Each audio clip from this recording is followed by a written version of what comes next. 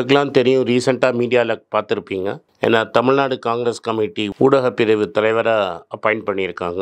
So பொலிட்டிக்கலாக என்னோட views என்ன அப்படின்னு நீங்கள் ட்விட்டரில் ஃபாலோ பண்ணணும்னு நினச்சிங்க, @AnandS1967 என்னை ஃபாலோ பண்ணுங்கள். என்னோட real original ID, Twitter ID for politics அதுதான். ஸோ பாலிட்டிக்ஸ் சம்மந்தப்பட்ட என்னோட எல்லா ஒப்பீனியன்ஸ், வியூஸ் எல்லாமே அதில் வரும். அதில் ஃபாலோ பண்ணுங்கள். நன்றி, வணக்கம். இன்றைய நேர்காணலில் அரசியல் சமூக தேர்தல் திறனாய்வாளர், மூத்த பத்திரிகையாளர் சமஸ் அவர்கள். வணக்கம். வணக்கம் ஜீவா. தேர்தலை முன்னிட்டு பரவலாக இந்தியா முழுவதும் போயிருக்கீங்க. வடக்கு, தெற்கு அப்படின்னு பல்வேறு பகுதிகளுக்கு, முக்கியமான பகுதிகளுக்கெல்லாம் போய் பல்ஸ் எப்படி இருக்குது, இந்தியாவின் இந்த ஓரத்திலேருந்து அந்த ஓரம் வரை என்ன மாதிரியான மனநிலையில் மக்கள் இருக்கிறாங்க, எது தீர்மானிக்கும் சக்தியாக இருக்குது, பழைய மாதிரி வருமா, கடந்த தேர்தலுக்கும் இன்னும் என்ன வேறுபாடுகள்லாம் நிறைய ஒப்பிட்டு கட்டுரைகள், பேட்டிகள் தொடர்ச்சியாக கொடுத்துக்கிட்டு இருக்கீங்க. ஓவராலாக எப்படி இருக்குது இந்த தேர்தல் முடிவுகள், என்ன மாதிரியான விஷயங்களை வரும், எது தீர்மானிக்கும் காரணியாக இருக்குன்னு நினைக்கிறீங்க? அதாவது 2014 இந்தியாவினுடைய தேர்தல் களம் மாறி இருக்கு. அது நம்ம எல்லாருக்குமே தெரியும். 2014 பிஜேபி வந்ததுலேருந்து. ஆமாம், பிஜேபி வந்ததுலேருந்து இல்லை, நரேந்திர மோடி அவர்கள் மையத்துக்கு வந்ததுலேருந்து மாறி இருக்கு. அது கிட்டத்தட்ட ஒரு அதிபர் தேர்தல் மாரி மாறி இருக்கு. அது நம்ம எல்லாருக்குமே தெரியும். அவரை முன்னிறுத்தி தான் தேர்தல். அது வரைக்கும் அப்படி பாஜக கூட அப்படி போட்டியிட்டது இல்லை. இது தேர்தல் போக்கம் மாறி இருக்கிறத பார்க்குறோம். குறிப்பாக கடந்த 10 ஆண்டுகளில் 2014, 19 2 தேர்தல்கள்லையுமே மிக முக்கியமான விஷயம் என்ன அப்படின்னு சொன்னால், காங்கிரஸ் தரப்பிலிருந்து அஃப்கோர்ஸ் நம்ம அரசமைப்பு சட்டப்படி நம்ம இவர் தான் பிரதமர் வேட்பாளர், இவர் தான் முதலமைச்சர் வேட்பாளர் அப்படின்லாம் சொல்கிறது கிடையாது. அப்படி முன்வைத்து நடத்துறது நாடாளுமன்ற ஜனநாயகம் கிடையாது என்றாலும் கூட, மக்களுக்கு இவர்கள் தான் எங்கள் முதல்வர் முகம் அல்லது இவர்கள் தான் எங்களுடைய பிரதமர் முகம்ங்கிறத நாம் ரொம்ப காலமாக முன்னிறுத்தி பண்ணிட்டு தான் இருக்கோம். முதல் தேர்தல் 1951-52 காங்கிரஸுடைய முகம் நேருங்கிறது எல்லாருக்குமே தெரிந்த ஒன்று. அதுபோல தான் ஒவ்வொரு தேர்தலும் வந்திருக்கு. துரதிர்ஷ்டவசமாக 2014, 2019 இரு தேர்தல்களிலுமே காங்கிரஸ் தன்னுடைய பிரதமர் முகம் அப்படின்னு சொல்லி யாரையும் முன்னிறுத்தலாம். 3வது முறையாக 2024 அப்படி முன்னிறுத்தலை. இன்னும் சொல்லப்போனால் 2019 தமிழக முதல்வராக இன்று இருக்கக்கூடிய திமுக தலைவர் திரு ஸ்டாலின் அவர்கள் காங்கிரசினுடைய பிரதமர் அவர் ஒருத்தர் தான் சொன்னார், காங்கிரஸ்காரங்களே சொல்றாங்க. ஆமாம், முகமாக ராகுலை முன்னிறுத்தி பேசினார். அது ஒரு நல்ல டேக். அது செய்திருக்க வேண்டிய ஒன்று. கடந்த முறையும் அவர்கள் செய்யலை, இந்த முறையும் அப்படி செய்யலை. அது நிச்சயமாக காங்கிரஸ் கூட்டணியை பொறுத்த வரைக்கும் ஒரு பின்னடைவு தான். அது இல்லைன்னு சொல்லி மறுக்க முடியாது. ஸோ நான் இப்போ சொல்ல வந்தது மெயின் சப்ஜெக்டுக்கு நான் திரும்பி வந்துடுறேன். ஸோ இந்த 3 தேர்தல்களில், கடந்த 2 தேர்தல்களிலுமே ஒரு முகத்தோடு தான் பாஜக நகர்ந்துகிட்டு இருக்கு. அதன் வழியாக அவர்களால் தேசிய அளவிலான ஒரு கட்டுமானத்தை உண்டாக்க முடிஞ்சு, நாடு முழுக்க ஒரே விதமான கதையாடலை உருவாக்க முடிந்தது. அஃப்கோர்ஸ் முதல் தேர்தலில் 2014 மன்மோகன் சிங் அரசுக்கு எதிராக அன்றைக்கு உருவாகியிருந்த ஒரு அதிருப்தி. 10 ஆண்டுகளுக்கு பிறகு மன்மோகன் சிங் அவர்கள் எவ்வளவோ சாதனை செய்த பிரதமர் என்றாலும் கூட அந்த 10 ஆண்டுகளுக்கு பிறகு ஒரு பெரிய அதிருப்தி உருவாகி இருந்தது. ஏராளமான ஊழல் குற்றச்சாட்டுகள் உருவாகி இருந்தன. இதெல்லாம் சேர்ந்து தேசிய அளவில் ஒரு மாற்றுக்கான ஒரு வைபை கிரியேட் பண்ணி இருந்துச்சு. அதை பாஜகவும் நரேந்திர மோடி அவர்களும் ரொம்ப அழகாக கேபிட்டலைஸ் பண்ணிட்டாங்க. அதை சரியாக அவங்க கையகப்படுத்திட்டாங்க அப்படின்னு சொல்லலாம். ஆனால் இந்த முறை 10 ஆண்டுகளுக்கு பிறகு நான் பயணம் போகும்போது பார்க்கக்கூடிய முக்கியமான அம்சம் அப்படின்னு நான் நினைக்கிறது என்னன்னா, தேசிய அளவிலான அப்படியான ஒரு கட்டுமானம் இந்த வாட்டி உருவாகலை அப்படின்னு நான் நினைக்கிறேன். உதாரணமாக ராம் மந்திர்லாம் அதற்கான ஒரு முனைப்பு தான். இதை வச்சு இந்தியா முழுக்க பரப்புரை செய்யலாம்னு பிளான் பண்ணாங்க. ஆமாம், அது ஒரு ஒருமித்த கதையாடலை, ஒரு இந்துத்துவ கதையாடலை உருவாக்கணும் கூட அவங்க நினைச்சிருந்துருக்கலாம். இந்த முறை நான் பார்க்கக்கூடிய மிக முக்கியமான அம்சம் என்ன அப்படின்னா, தேர்தல் களம் அந்தந்த மாநிலம் சென்ட்ரிக்காக மாறி இருக்கு. அந்தந்த மாநிலத்தை மையப்படுத்தியதாக. இன்னும் சொல்ல போனால் 543 தொகுதிகளும் அதற்கேற்ற பிரத்யேகமான வடிவங்களை கொண்டிருக்கு. அதில் ஓரளவில் போக்கு அடிப்படையில் பல பெரும்பான்மை இடங்கள் மாநில அளவிலான ஒரு வேவை கொண்டிருக்குது. சில மாநிலங்களில் அந்தந்த பிராந்தியங்கள், அந்த மாநிலங்களுக்குள்ளாரே ஒவ்வொரு வட்டமாக பிரிஞ்சு ஒவ்வொரு விதமாக சிந்திக்கக்கூடியது. இப்போ அது பாரம்பரியமாகவே நீடிக்கக்கூடியது. இப்போ கர்நாடகத்தை எடுத்துக்கிட்டிங்கன்னு சொன்னால், அங்கே கடலோர மாவட்டங்கள் எப்போதுமே பாஜகவுக்கு ஒரு வலுவான கோட்டை போல திகழக்கூடியது. இப்போ அந்த இடம் எப்படி இருக்குன்னா இப்பயும் அப்படி தான் இருக்கும். அந்த மாதிரி சொல்கிறேன். இதே போல் மேற்கு உத்தரப்பிரதேசங்கிறது பாஜக. கர்நாடகாவில் லிங்காயத்து ஓட்டெல்லாம் அப்படியே இருக்கா பிஜேபிக்கு? இல்லை, நான் வரேன். இப்போ மேற்கு வங்கத்தை உத்தரப்பிரதேசத்தை எடுத்துக்கிட்டீங்க அப்படின்னு சொன்னால், அங்கே மேற்கு பகுதிங்கிறது பாஜகவுக்கு ஒரு பலகீனமான பகுதியாக எப்போதுமே இருக்கும். இந்த மாதிரியான இடங்கள்லாம் ட்ராவல் பண்ணுறதுங்கிறது வந்து 2014-19 இதையெல்லாம் தாண்டி அவங்க வந்து ஒரு வலுவான கட்டமைப்பை உருவாக்க முடிஞ்சுச்சு. பாஜகவுக்கு பாரம்பரிய ரீதியாக வலுவாக இல்லாத இடங்களிலும் கூட ஒரு பெரிய நெட்வொர்க்கை அவர்களால் கிரியேட் பண்ண முடிஞ்சு, ஒரு வளைவு, ஒரு கட்டுமானத்தை உருவாக்க முடிஞ்சு. இந்த முறை அது வந்து மிஸ் ஆகுது அப்படிங்கிறத நான் பார்க்குறேன். நான் தொடக்கத்திலிருந்து கடந்த 2 மாதங்களாக நான் கூந்தம் ரிப்போர்ட்டர் இதழில் எழுதி கொண்டிருக்கக்கூடிய அல்லது அரிஞ்சல்.com இணையதளத்தில் எழுதி கொண்டிருக்கக்கூடிய எல்லா கட்டுரைகளையுமே இதை குறிப்பிட்டிருக்கேன். மக்கள்கிட்ட இந்த முறை வந்து மையமாக நான் பார்க்கக்கூடிய பிரச்சனை என்பது அவர்கள் வந்து தனக்கு என்ன கிடைக்குது அப்படிங்கிறத பற்றி பேச ஆரம்பிச்சிருக்காங்க. எனக்கு என்ன கிடைச்சிருக்கு, அப்புறம் வளர்ச்சி அப்படின்னு சொன்னால் என்னுடைய வளர்ச்சி. இப்போ என் வீட்டில் வந்து வேலை வாய்ப்பு இல்லாமல் பையன் இருக்கிறான்னா அது ஒரு விஷயமா யோசிக்கிறாங்க. அப்புறம் என்னுடைய வருமானம் எந்த அளவுக்கு உயர்ந்திருக்கு, விலைவாசிக்கும் வருமானத்துக்கும் இடையிலான அந்த இடைவெளிங்கிறது எப்படியா இருக்குது, அப்புறம் ஒரு நாட்டு வளர்ச்சி, மாநிலத்தின் வளர்ச்சி அப்படிலாம் பேசினா கூட பகுதிகளுக்கான வளர்ச்சி, ஈவன் மாநில வளர்ச்சி மட்டும் இல்லை, நீங்கள் மாநிலத்தில் ஒரு பகுதிக்கு செஞ்சுருக்கீங்க, இன்னொரு பகுதிக்கு செஞ்சுருக்கீங்களா, இந்த கேள்விகள்லாம் இருக்குது. உதாரணமாக பஞ்சாபில் போனப்போ அந்த ஏர்போர்ட், பஞ்சாபினுடைய ஏர்போர்ட்டை பார்த்து பலர் வந்து அதை குறிப்பிட்டு பேசுகிறத பார்க்க முடியுது. 1.5 லட்சம் பேர் ஒரு நாளைக்கு 1 லட்சம் பேர் வந்து பொற்கோயிலுக்கு வராங்க. ஆனால் இந்த விமான நிலையத்தை பாருங்கள், சர்வதேச விமான நிலையம் மாரியா இருக்குது. இதே பாஜக ஆளக்கூடிய மாநிலங்களில் சில மாநிலங்களில் பார்த்தீங்கன்னா விமான நிலையத்தை எப்படி மாற்றிருக்கு பார்த்தீங்களா, அப்போ இவர்கள் ஓட்டளிக்காதவர்களுக்கு இவர்கள் எப்படி நடந்துக்கிறாங்க பார்த்தீங்களா அப்படின்லாம் பேசக்கூடிய ஒரு பேச்சை பார்க்க முடியுது. இது வந்து பஞ்சாப்ல இது.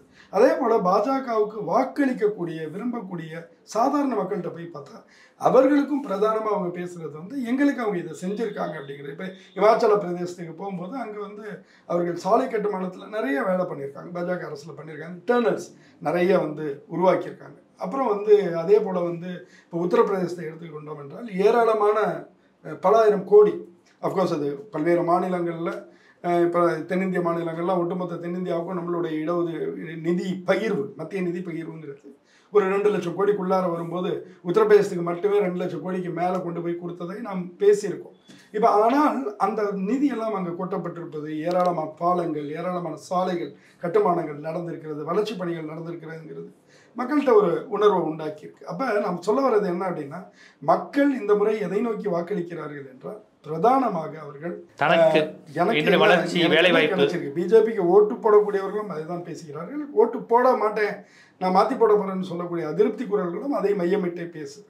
அப்போ நான் மிக முக்கியமாக நினைக்கிறது என்ன அப்படின்னு சொன்னால், இது வந்து மக்கள் மையமாக இந்த மாரி நிர்வாகத்தை வைத்து பேசுவதுங்கிறது அது பாஜக தலைமைக்கு எங்கோ ஒரு பதற்றத்தை உண்டு பண்ணுது. ஏன்னா அவங்களுக்கு வந்து அது ஒவ்வொரு மாநிலத்துக்கும் ஒவ்வொரு விதமாக மாறுறதுங்கிறது வந்து பிஜேபியால் அதை கட்டுப்படுத்த முடியாது. அதை முழுமையாக தன்னை வந்து ஒரு அவங்க ப்ரொஜெக்ட் பண்ணுற மாரி 400 சீட்டு 370 300 இப்படியெல்லாம் பேசுகிறதுக்கு கட்டுக்கோப்போட கொண்டு வர்றதுக்கு சிரமம். அதனால தான் அது தேர்தலுக்கு பிறகும் கூட ஏதாவது விஷயங்களை பேசலாமா பண்ணலாமான்னு புது புது விஷயங்களை நோக்கி நகர்ந்துகிட்டு இருக்கு அப்படின்னு நான் நினைக்கிறேன். அப்படி நகருதுங்கிறீங்க. இதில் நான் நுட்பமாக கவனிக்க வேண்டியது, இப்போ தமிழ்நாடு, கேரளா, பஞ்சாப் இதை பற்றி சொன்னீங்க. இது 3மே இப்போ கிட்டத்தட்ட ஆளும் கட்சியாக பாஜக இல்லை. ஆம் ஆத்மிங்கிற ஒரு மாநில கட்சி, ஆம் ஆத்மி ஒரு தேசிய கட்சி, அவங்க அப்படி சொல்லிக்கிறாங்க. இங்கே கேரளாவில் பாஜக எதிர்ப்பு கட்சி தான் இருக்குது, காங்கிரஸும் கம்யூனிஸ்ட்டும். தமிழ்நாட்டில் பாஜக பெரிய லெவலில் இல்லாத ஒரு சூழல். வட இந்தி பெல்ட்டில் பாஜகவுக்கு வாக்களித்தவர்கள் மத்தியில் அதிருப்தி ஏற்பட்டு ஓட் பர்சன்டேஜ் குறைய வாய்ப்பு இருக்கா? அதாவது நம்ம 2 விஷயம் புரிஞ்சுக்கணும். பல நண்பர்களும் வந்து இதில் கேட்குறது என்னென்னா, பாஜக வந்து இந்தி மாநிலங்களில் எப்படி இருக்குது அப்படிங்கும்போது ஒரு பெரிய சரிவை கண்டிடும் அப்படின்னு நினைக்கிறாங்க. நான் வந்து அப்படி நினைக்கல. ஏன்னா ஒரு சலிப்பு இருக்குது, மக்கள்கிட்ட சலிப்பு இருக்குது. அப்படின்னு சொன்னால் எல்லாமே மாறிடுமா, அப்படி மாறும் அப்படின்னு எனக்கு தோணலை. ஏன்னா அங்கே இருக்கக்கூடிய கலை யதார்த்த நிலை வேறு. நம்ம இங்கிருந்து உட்காந்து பேசும்போது வெறும் நம்பர்ஸாக மட்டும் அது தெரியுது. நம்ம வசதிக்கு அந்த நம்பர்ஸில் இங்கே கொஞ்சம் போட்டுக்கலாம், அங்கே வச்சு போட்டுக்கலாம். இப்போ உதாரணமாக ராஜஸ்தானை நம்ம ஒரு கணக்குக்கு எடுத்துக்குவோம். ராஜஸ்தானில் 25 மக்களவை தொகுதிகள் இருக்குது. 2014, 19 2 முறையுமே இந்த 25க்கு 25 பாஜக கூட்டணி கைப்பற்றுச்சு.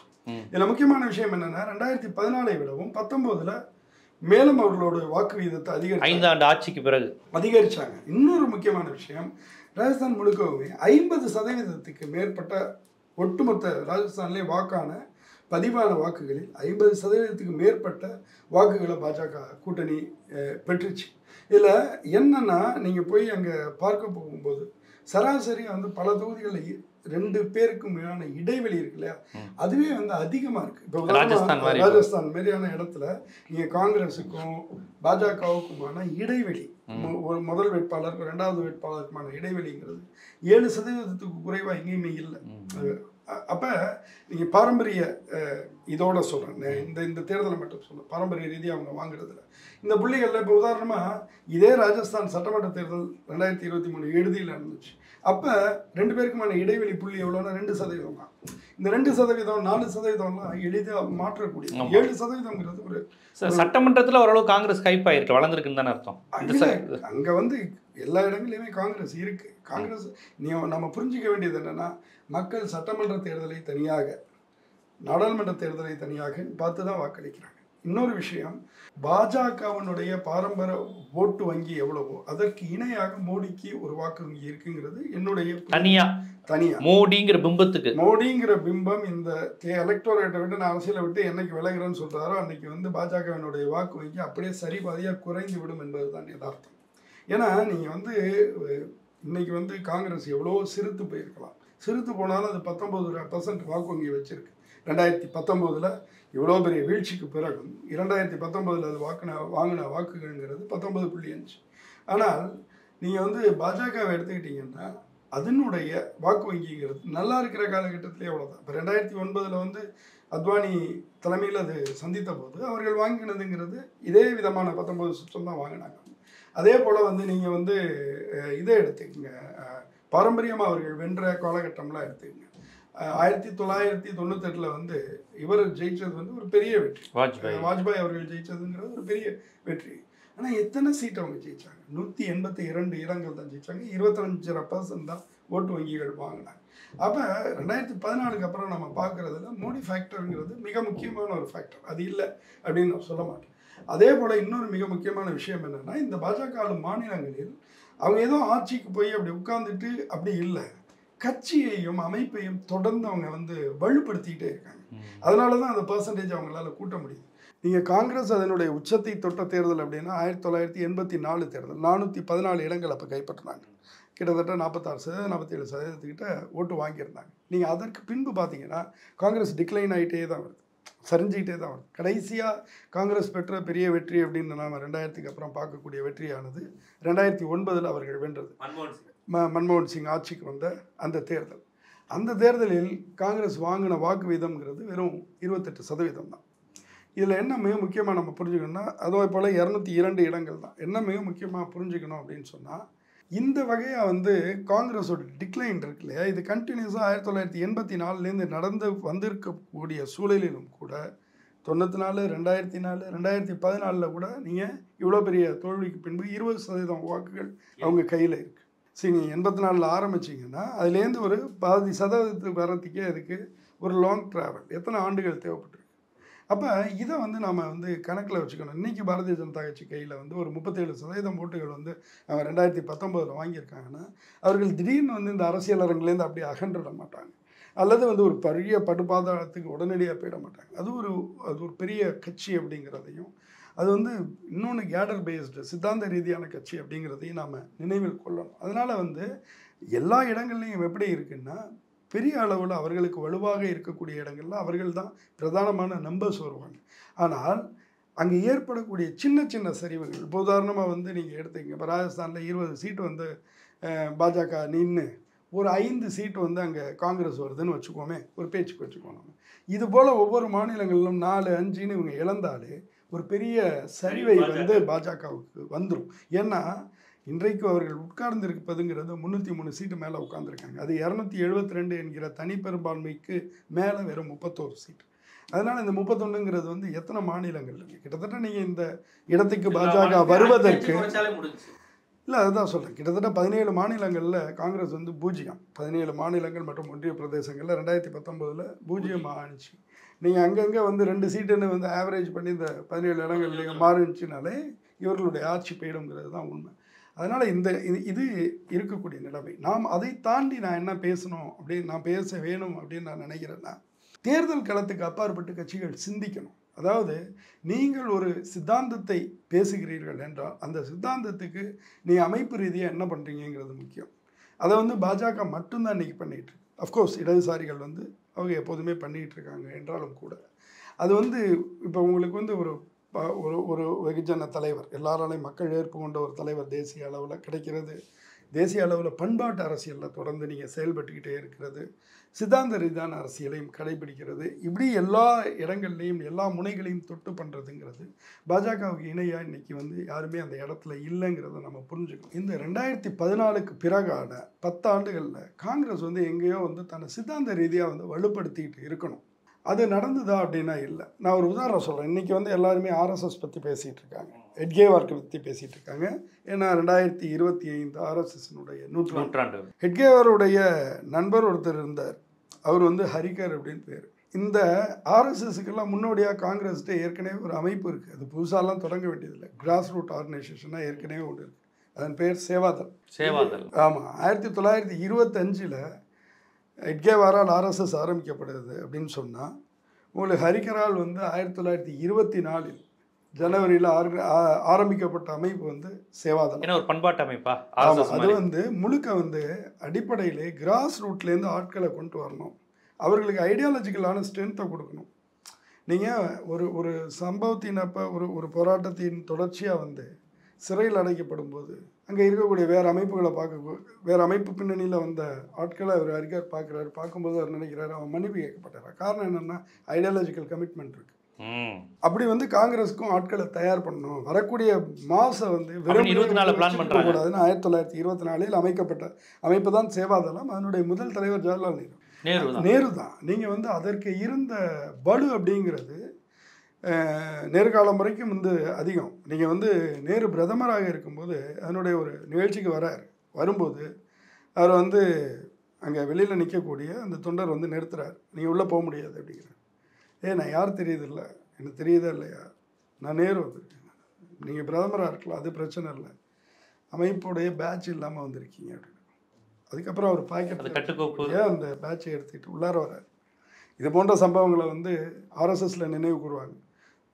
நீங்கள் சுதர்சன் காலகட்டத்தில் வந்து வாஜ்பாய் வந்து சீருடையில் வரலன்னு வெளியில் நிறுத்திட்டாருன்னு. ஆனால் காங்கிரஸ்காரர்களுக்கு தெரியாத விஷயம் என்னென்னா அதற்கு முன்னோடியாக சேவாதளம் வந்து இருந்திருக்கு, அதில் அந்த கட்டுப்பாடு இருந்திருக்கு. அப்போ ஐடியாலஜிக்கலாக வந்து அப்படியான கமிட்மெண்ட்டோட ஆட்களை தயார் பண்ணுறதுங்கிறது இல்லையா, அதில் காங்கிரஸ் முன்னோடி. ஏனென்றால் காந்தி வந்து அவருடைய ஆசிரமத்தையே வந்து அது வந்து அந்த வைபை வந்து எல்லாருக்கும் கொண்டு போகிறதா வச்சுருந்தார், அதோட கமிட்மெண்ட் வந்து. ஆனால் இந்த இடத்துல நீங்கள் கவனிக்கணும், ஆர்எஸ்எஸ் மிக தெளிவான ஒரு இந்துத்துவ கருத்தியலை முன்னெடுக்கிறது. திராவிட இயக்கம்ங்கிறது ஒரு ஆரிய பண்பாட்டு எதிர்ப்பு, வடவர் எதிர்ப்பு, தமிழ்மொழி உணர்வு, சாதி ஒழிப்பு, பெண் விடுதலை, இந்த மாதிரி தத்துவங்களை கொண்டுள்ளது. இடதுசாரி அமைப்பு வர்க்க பாட்டாளி வர்க்க விடுதலை, பாட்டாளி வர்க்க அரசு அப்படிங்கிற ஒரு முதலாளித்துவ எதிர்ப்புங்கிற ஒரு தெளிவான சித்தாந்தத்தை வைத்திருக்கிறது. காங்கிரஸ் கட்சி அப்படின்னு வரும்போது இந்து மகாசபை உறுப்பினரும் அதில் இருந்திருக்கிறாங்க, கொஞ்சம் ஆர்எஸ்எஸ் மைண்ட் செட்டோட. இஸ்லாமியர்களுக்கு இடஒதுக்கீடு வேணுங்கிற உணர்வுடையவர்கள் இருந்திருக்கிறாங்க. தமிழ்நாட்டில் நான்கிராமின் கான்சியஸ் உணர்வுள்ள திருவிக்கா போன்றவர்கள், வரலாஜு நாயுடு போன்றவர்கள், தந்தை பெரியார் போன்றவர்களும் இருந்திருக்கிறாங்க. பெரியார் அப்புறம் விட்டுருங்க, அதுக்கப்புறம் திருவிக்காலாம் காங்கிரஸ்காரர் தான் தொடர்ச்சியாக நான்கிராமின் கான்சியஸோடு இருந்தவர். ஏன் காமராஜருக்கே நான்கிராமின் கான்சியஸ் உணர்வு இருந்திருக்கு. ஸோ இப்படியாக மொழி உணர்வு கொண்டவர்கள், இல்லை ஏக இந்தியாவை ஏற்றுக்கொண்டவர்கள், இந்துத்துவா அகண்ட பாரத சிந்தனை கொண்டவர்கள், இல்லை எல்லா மதத்தையும் உள்ளடக்கியவர்கள், சோசியலிசம் வேண்டும் என்று சொல்லக்கூடிய நேரு போன்றவர்கள், இல்லை கொஞ்சம் இந்துத்துவா சரி என்று சொல்லக்கூடிய பட்டேல் போன்றவர்கள், இவ்வளோ மிக்சடாக அந்த காங்கிரஸ் கட்சி இருக்கே, இவங்களால எப்படி ஆர்எஸ்எஸ் மாதிரி ஒற்றைத்தன்மையோட ஒரு பண்பாட்டை அமைக்க முடியும்? இது வந்து அப்படி நீங்கள் சொல்கிற மாதிரியான ஒரு அறுத்து போட்ட மாரி எந்த இயக்கமுமே இல்லை அப்படிங்கிறது தான் உண்மை. நான் சொல்ல வரேன், நீங்கள் சொல்கிறது சரி. அதாவது ஒவ்வொருத்தருக்கும் வந்து அவர்களோட ஐடியாலஜிங்கிறது ஒவ்வொரு பிரிவை வந்து எங்கேயோ வட்டமாக செதுக்கிக்கிட்டு இருக்குது. அப்போ காங்கிரஸ் என்ன அப்படின்னா, காங்கிரஸோட வட்டம்ங்கிறது இந்தியாங்கிற வட்டம் தான் காங்கிரஸோட வட்டம். இது எல்லாத்தையுமே இன்க்ளூட் பண்ணக்கூடிய ஐடியா இருக்கு இல்லையா, அதுதான் இந்தியா தான் காங்கிரஸோடைய ஐடியான்னு வச்சுக்கணும். ஸோ அதை வந்து அது ஐடியாலஜி இல்லாமல் இல்லை. அப்புறம் மிக தெளிவாக வந்து காங்கிரஸ்க்கான கடப்பாடு என்னங்கிறத வந்து காந்தி காலத்திலேயே அது உருவாக்கப்பட்டிருக்கு. அதனுடைய முன்னுரிமைகள் இல்லாமல் அவர் வந்து எல்லாத்தையும் சாஸ்வதமாக சொல்லிட்டு போயிட்டார். ஒரு அரசியல் இயக்கம்ங்கிறது அது தனக்கு காலத்துக்கு ஏற்ற மாரி தன்னை புதுப்பிச்சுக்கிட்டே வரும், வேறு விஷயங்களை சேர்த்துக்கிட்டே வரும். இப்போ நம்ம புரிஞ்சிக்க வேண்டியது என்ன அப்படின்னா, காங்கிரஸ் ஒரு காலகட்டத்தில் வந்து அது தேசத்தினுடைய சுதந்திரத்துக்காக விடுதலைக்காக போராடும்போது இந்த விஷயங்கள்லாம் அதில் 2ஆம் பட்சமாக பாக்கி விஷயங்கள் சரி, அந்த இடத்த நோக்கி அடுத்தது வந்தாச்சு. அடுத்தது என்ன ப்ரையாரிட்டி? இப்படி தான் ஒவ்வொன்றும் 1950களில் சோஷியலிசத்தை தூக்கி பிடித்ததும் காங்கிரஸ் தான், 1990களில் லிபரலைசேஷனை தூக்கி பிடித்ததும் காங்கிரஸ் தான். ஸோ ஒவ்வொரு காலகட்டத்துக்கும் அது வந்து அதுக்கேற்ற கால மாறுதல்களை கொண்டு வந்துட்டு இருக்கு. இப்போ நான் சொல்ல வர்றது என்னென்னா, உங்களுடைய கமிட்மெண்ட், உங்களுடைய வரலாறு, நான் ஏதோ நீங்கள் வந்து புதுசாக ஒன்று பண்ணணும் இல்லை. இன்றைக்கும் வந்து காந்தி தான் காங்கிரஸ். இன்றைக்கும் நான் இதை சொல்கிறது வந்து எல்லாருக்கும் வந்து ஒரு ஏதோ மேலான பேச்சு மாரியெல்லாம் தோணல, அப்படியெல்லாம் இல்லை. இன்றைக்கி யார் வந்து அந்த கட்சியினுடைய கடைசி மக்கள்கிட்ட போய் நீங்கள் ஓட்டு போடுறவனை கேட்டிங்கன்னா அவன் காந்தியும் நேருவையும் தான் நினைவு கூறுவானே தவிர இன்றைய தலைவர்கள் இல்லை. சரியா? இன்றைக்கி காங்கிரஸ் வந்து தமிழ்நாட்டில் இருக்கிறது, 10 MP வச்சுருக்காங்க. இப்போ 10 MPயோட வந்து கனவோட போகிறாங்க. அஃப்கோர்ஸ் ஜெயிக்கலாம். இதில் எந்த தலைவர் ஒருத்தருக்கு வந்து தன்னுடைய தொகுதியில் தனியாக நின்று ஜெயிக்கக்கூடிய தெம்பு இருக்குது? அப்படியெல்லாம் ஒருத்தருக்கு கிடையாது. அப்படி இருக்கக்கூடிய சூழலிலும் கூட இந்த கட்சி வந்து இந்த இடத்துல இருக்குது. இன்றைக்கி திமுக, அதிமுகவுக்கு அடுத்தது வந்து ஒரு சாலிடான ஓட் பேங்கை வச்சுருக்கக்கூடிய கட்சியாக காங்கிரஸ் இருக்குன்னா அதை வந்து காந்தியும் நேரு கணக்கில் தான் நம்ம எழுத முடியும். நான் திரும்ப இந்த பாயிண்ட்டுக்கு வரேன். சித்தாந்த ரீதியான வலுங்கிறது வந்து எந்த ஒரு கட்சிக்கும் மிக முக்கியமான ஒன்று. அது வந்து அப்படியான ஒரு படையை வந்து நீங்கள் வந்து எப்படி பராமரிக்கிறீங்கிறது முக்கியம். இப்போ நீங்கள் வந்து திமுக சொல்கிறீங்க, ஒரு பேச்சுக்கு நான் வரேன். இப்போ திமுகவுக்கு ஒரு ஐடியாலஜிக்கலான திரு கி வீரமணி அவர்கள் சொல்லும்போது, திராவிட கழக தலைவர் சொல்லும்போது சொல்லார், நாங்கள் வந்து முன்கூட்டி செல்லக்கூடிய திமுகவுக்கு ஒரு ஒரு முன்கூட்டி பாதை அமைக்கக்கூடிய ஒரு படையினர் போல் ஐடியாலஜிக்கலாக செயல்படுவோம், அப்படி தான் செயல்பட்டு இருக்கோம் அப்படின்னு சொல்லுவாங்க. ரைட்டு. இப்போ அது விஷயம் இல்லை. நான் கேட்கக்கூடியது என்னென்னா, பாஜக ஆர்எஸ்எஸ்ஸை எந்த இடத்துல வச்சிட்ருக்கு, அல்லது திமுகவோ அல்லது காங்கிரஸ் போன்ற கட்சிகளோ எந்த இடத்துல தன்னுடைய ஐடியாலஜிக்கலான விங்ஸை வச்சிட்ருக்கீங்க அப்படிங்கிற கேள்வி தான். இப்போ சேவாதளத்தை எடுத்துக்கிட்டால், இப்போ பாஜகவை பொறுத்த வரைக்கும் ஆர்எஸ்எஸ்ங்கிறது இங்கே தீர்மானிக்கும் சக்தியாக ஒரு மாஸ்டருங்கிற இடத்துல இருந்திருக்கு. சரியா? இங்கே வந்து ஏனைய அமைப்புகளில் வந்து இவங்க எல்லாமே முன்னாடி மாஸ்டர்ஸுங்கிற இடத்துல இல்லை, இவங்க எடுத்துகிட்டு போக வேண்டிய இடத்துல இருக்கிறாங்க. இப்போ நீங்கள் எடுத்தீங்க ஒரு இடத்துக்கு வந்து பாஜகவினுடைய இன்றைய நாடாளுமன்ற உறுப்பினர்கள் அல்லது முதலமைச்சர்கள் இவர்களில் ஆர்எஸ்எஸில் வெவ்வேறு விங்கில் வேலை பார்த்துட்டு வந்தக்கூடிய எத்தனை ஆட்கள் எவ்வளோ முக்கியமான இடங்களில் இருக்காங்க. வேறு எந்த கட்சியில் இதுமாரி காட்ட முடியுது உங்களுக்கு? இப்போ திகாலேருந்து வந்து எத்தனை பேருக்கு வந்து ரெப்ரசன்டேஷன் வந்து திமுக கொடுத்துருக்குன்னு நம்ம ஒரு சுய ஆய்வுக்கு உள்ளாக்கிக்கலாம் அப்படின்னு நான் நினைக்கிறேன். இது வந்து இவங்க என்ன பண்ணுறாங்க, அவங்க என்ன பண்ணுறாங்கங்கிறது இல்லை. ஒரு அமைப்புங்கிறது எவ்வளோ சித்தாந்த ரீதியான அமைப்புக்கு தன்னுடைய விங்குக்கு என்ன விதமான முக்கியத்துவம் கொடுத்துட்டு இருக்குங்கிறது.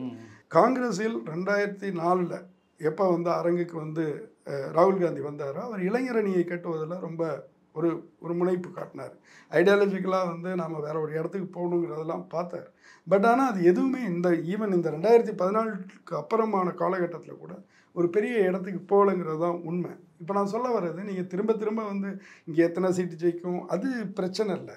ஆனால் நாம் கவனம் செலுத்த வேண்டிய விஷயம் என்ன அப்படின்னா, நீங்கள் திமுக ஆட்சியில் இருக்குதா, காங்கிரஸ் ஆட்சியில் இருக்குதா, இதெல்லாத்துக்கும் அப்பாற்பட்டு ஒரு இடத்தில் எது கதையாடலாக இருக்குது. இன்றைக்கி நாம் ஒரு பேச்சுக்கு வச்சுக்குவோம், பிரதமர் வந்து யாருமே பேசக்கூடாத, ஒரு தலைவர் பேசக்கூடாத ஒரு அசிங்கமான விஷயத்தை இன்றைக்கி பேச ஆரம்பிச்சிருக்கிறார். அதாவது சமூகத்தை பிளக்கக்கூடிய ஒரு இடத்துக்கு அவர் போயிருக்கிறார்.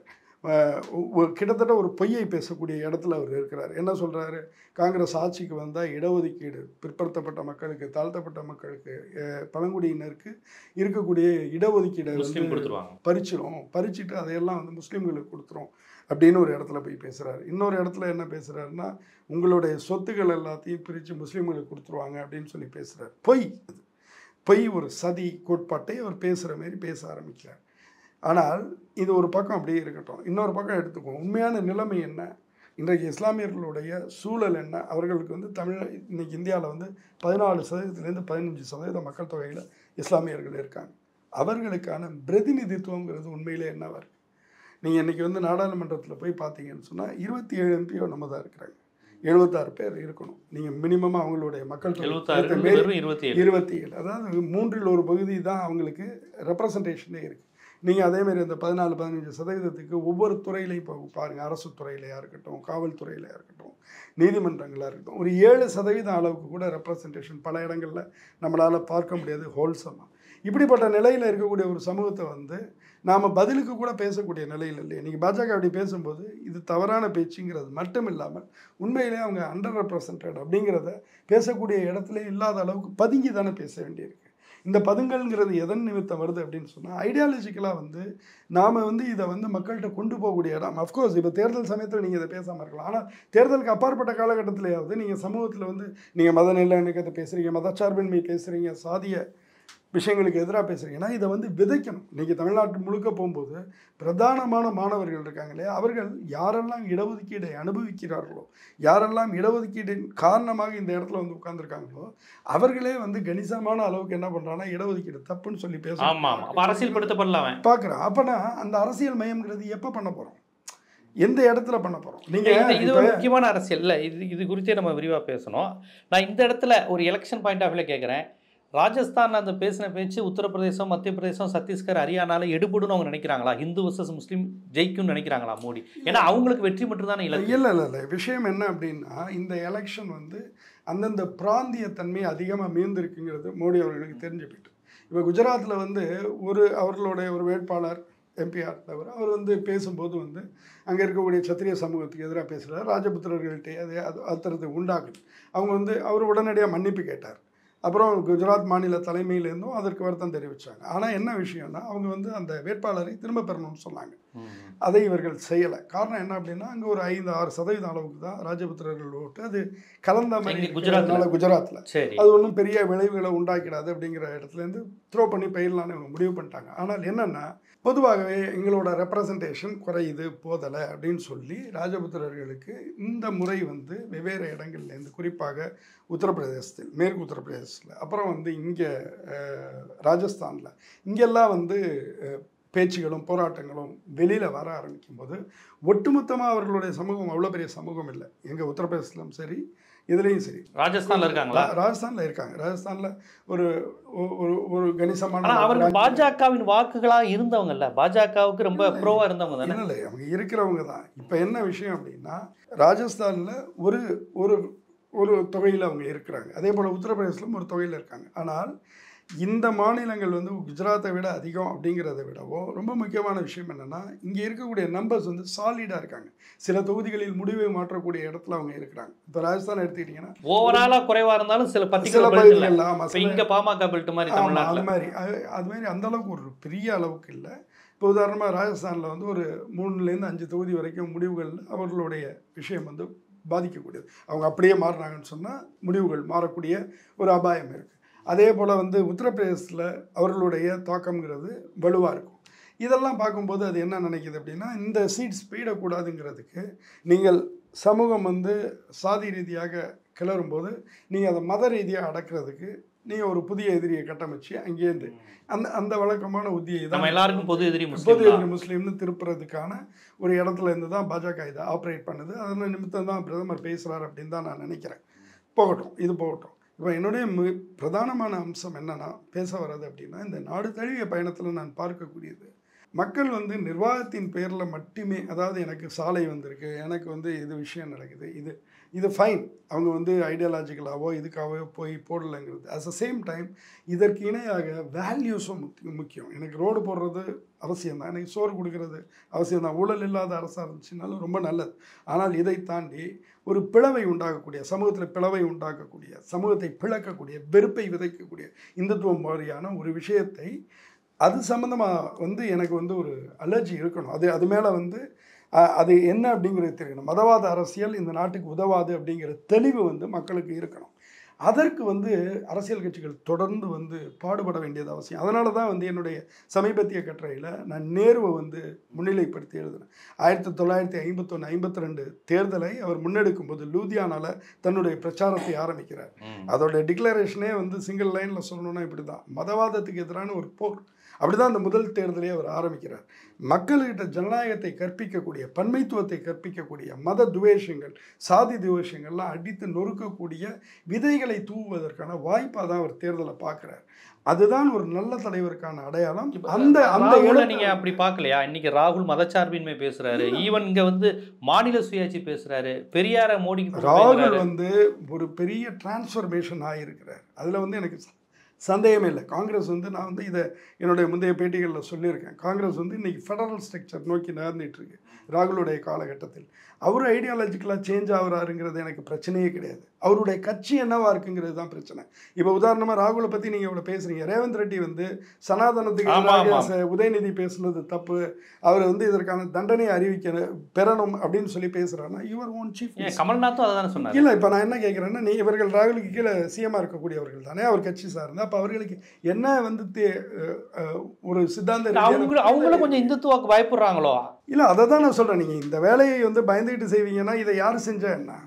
நான் சொல்ல வர்றது தான். இதே ரேவந்த் ரெட்டி வந்து கடந்த முறை தெலுங்கானா ராஷ்டிர சமிதி, இப்போ பாரதிய ராஷ்டிரிய சமிதி என்று பெயர் மாற்றப்பட்டிருக்கக்கூடிய கட்சியினுடைய தலைவர் சந்திரசேகர் ராவ் அவர்கள் வந்து மாநில உரிமை சார்ந்து கூட்டாட்சிக்காக குரல் கொடுத்து பேசிய போது அவர் ஒரு பிரிவினைவாத குரலோடு பேசுகிறாரு, அவர் மேலே வந்து ஆக்ஷன் எடுக்கணும்னு பேசியவர் ரேவந்த் ரெட்டி.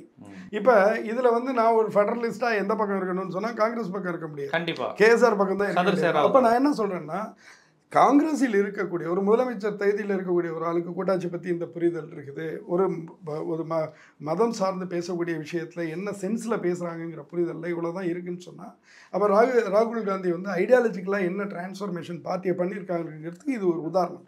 நான் வந்து அஸ் அ பார்ட்டி லீடர் நீங்கள் மாறுறது மட்டும் போராது, நீங்கள் கீழே இருக்கிறவங்கள்ட்ட அந்த தன்மையை கொண்டு போகணும். நான் சொல்ல வர்றது வந்து நேருவை ஏன் ராகுல் காந்தியோட ஒப்பிட்டு உள்ள முரண்பாடு என்னென்னா, ராகுல் வந்து அவர் மாறுறாரு, நேரு வந்து எல்லாத்தையும் ஒரு நாட்டையே வந்து அப்படி மாற்றணும்னு நினச்சார். இன்ஃபேக்ட் வந்து நான் இந்த தேர்தலை ரொம்ப ஒரு அரசியல் ஆய்வாளனாக மிகுந்த கவனத்தோடு பார்த்துட்டு இருக்கேன். 1950களில் இந்த நாடு வந்து அன்றைக்கு இப்படியெல்லாம் இல்லை, ஏராளமாக வந்து சிறு சிறு குழுக்களாக தான் இருந்துச்சு. அவன் பிராந்தியவாதம் பேசிகிட்டு இருக்கா, இன்னொரு பக்கம் மதவாதம், இன்னொரு பக்கம் சாதியவாதம், இதெல்லாம் ஒருங்கிணைக்கக்கூடிய ஒரு நாடாக இதை கற்பனை செஞ்சு இது ஒரு நாடு, நம்ம எல்லாம் ஒரே உணர்வோடு போகணும்னு சொல்லி அந்த தேர்தலை முன்னெடுத்தார் நேரு. இன்றைக்கி வந்து நம்ம ஒரு 75 வருஷம் அப்படி அந்தாண்டா வரும்போது நாம் வந்து இதை பார்க்குறோம். இது எப்படி இருக்க போகுது அப்படின்னு ஒரு 70 ஆண்டுகளுக்கு அப்புறம் நம்ம பார்க்கும்போது இந்த தேர்தலில் முடிவுகள் எப்படியா வருங்கிறத நான் பார்க்குறேன். அப்படிதான் இந்த தேர்தலை பார்க்குறேன். இப்போ மோடி எதிர்ப்பு, மோடிங்கிற பிம்பத்தை நீங்கள் அழகாக சொன்னீங்க. பாஜக வாக்கு வங்கி தனியாக இருக்குது, மோடிக்கான வாக்கு வங்கி இருக்குது. இன்னும் சொல்லப்போனால் 2014 தமிழ்நாட்டிலேயே மோடியை பற்றி ஒரு பிம்பம் வந்தது, குஜராத் மாடல் அப்படின்னு. இப்போ 2014, 2019, இப்போ 2024 இந்த மோடி பிம்பம் சரிஞ்சிருக்கா? மோடி எதிர்ப்பு அலைங்கிறது வீரியமாயிருக்கா? இல்லை, மோடி பிம்பம் எதிர்ப்பு அலை அப்படின்னு நான் நினைக்கல. அதாவது மோடிக்கு வந்து இரண்டு துருவம் இருக்குது. ஒன்று வந்து அவர் வரும்போதே மோடிக்கு எதிரான ஒரு அணிதிரட்டல்கள், ஒரு பெரிய வேவ் இருக்குது. மோடி அலை என்கிறது மோடி ஆதரவு அலை மட்டும் கிடையாது, நல்லா புரிஞ்சுக்கணும் நம்ம. இப்போ உதாரணமாக நேரு அலை அப்படின்னு ஒன்று சொன்னீங்கன்னா, நேருவை வரித்து கொள்ளக்கூடியவர்கள் இருந்தாங்க. காந்தி அலைன்னா காந்தியை வரிச்சிக்கிறவங்க இருந்தாங்க. ஆனால் காந்தி எதிர்ப்பு அலை அப்படின்னு ஒன்று கிடையாது. ஏன்னா நீங்கள் வந்து காந்தியுடைய மரணத்தின் போது பெரியார் என்ன எழுதியிருக்காருன்னு போய் பாருங்க, அம்பேத்கர் என்ன பேசியிருக்காருன்னு போய் பாருங்க. அதாவது நீங்கள் அந்த எமோஷன் இருக்குல்ல, அவரை கருத்தியல் ரீதியாக எதிர்க்கிற வேற, இது வேற அப்படின்னு நினைக்கிறேன். அப்புறம் என்னுடைய முன்னுரிமையை அவர் வந்து பின்னாடி பேசுகிறாரு அப்படிங்கிறது தான் அவங்களுக்கு இருந்த வருத்தமே தவிர, அவரை யாரும் வந்து எந்த சமூகமும் எதிரியா எனக்கு எதிரான ஆள் அப்படின்லாம் காந்தியையோ நேருவையோ நினைக்கல. பட் இங்கே அப்படி இல்லை. மோடி வரும்போதே வந்து மோடி ஆதரவலையும் இருக்குது, மோடி எதிர்ப்பு அலையும் இருக்குது, இரண்டுமே இருக்குது. அப்போ நாம் இப்போ இந்த அலை என்ன ஆயிருக்கு அப்படின்னு கேட்கும்போது நீங்கள் 2 விதமான போக்குகளையும் புரிஞ்சுக்கணும். பல இடங்களில் மோடி எதிர்ப்பு அலைங்கிறதும் கொஞ்சம் குறைஞ்சிருக்கு. இப்போ உதாரணமாக தமிழ்நாட்டில் 2019 இருந்த மாரி 2014 இருந்த மாரி 2024 இல்லை, நீங்கள் குறைஞ்சிருக்குங்கிறது பெரிய பெரிய பேச்சு. அது நான் அதை சொல்லலை. மோடி அலைங்கிறதுக்கு, மோடி எதிர்ப்பு அலைங்கிறது இருக்கு இல்லையா, அதற்கான இடம்ங்கிறது மட்டுப்பட்டிருக்கு. இப்போ நீங்கள் பாஜக வந்து இந்த தேர்தலில் பெறக்கூடிய ஓட்டுகள் இருக்கு இல்லையா, அதை வேறு எப்படி மொழிபெயர்ப்பீங்க? டெஃபினட்டாக இங்கே எல்லாருக்குமே தெரியும், பாஜகவினுடைய வர தேர்தலில் அவங்க வாங்கக்கூடிய வாக்குகளோட எண்ணிக்கைங்கிறது, வாக்கு வீதம் அதிகரிக்கும்னு தெரியும். அதை எப்படி நீங்கள் பார்க்குறீங்க? அது அப்படியே இருக்குது, அப்படியே மோடி எதிர்ப்புகளை அப்படியே கன்சால்டேட்டாக இருக்குன்னா இது எப்படி வளர முடியும்? பாஜகவினுடைய வேற எப்படி இந்த வளர்ச்சியை நீங்கள் மொழிபெயர்ப்பீங்க? ஸோ நான் என்ன சொன்னேன், டு பி ஹானஸ்ட், நம்ம வந்து ஒரு செய்தியாளராக தரவுகளை உற்று நோக்கும்போது, மக்களுடைய மனநிலைகளை ஆராயும் போது அவங்க என்னவா இருக்கிறாங்கிறது அதில் வந்து நமக்கு ஒப்பீனியேட்டட் இருக்கக்கூடாது, அதில் ஒப்பீனியனை கலக்கக்கூடாது. எனக்கு மோடி எதிர்ப்பு விமர்சனம் இருக்குன்னா அது அதை நான் தனியாக பேசுகிறேன். மக்களுடைய உணர்வு எப்படி இருக்கிற இடத்துல அதில் போய் கலக்கிறதுக்கு இடமே கிடையாது. ஸோ நான் புரிஞ்சுக்கிறது என்னென்னா, எல்லா இடங்கள்லையுமே அந்த ஒரு தன்மையும் இருக்குது, அது வடிகிறதையும் பார்க்க முடியுது. அட் த சேம் டைம் வந்து நீங்கள் வந்து மோடி மயக்கம்லாம் ஒன்று இருந்துச்சு இல்லையா, அதுவும் பெரிய அளவில் வடிஞ்சிட்டு இருக்கு, பெரிய அளவில் கலலுது. அது எதிர்ப்பலையாக மாறிடுச்சு அப்படின்னு நான் சொல்லலை. ஆனால் நீங்கள் கலல்றதுங்கிறது எதிர்ப்புக்கான முதல் கட்டம்.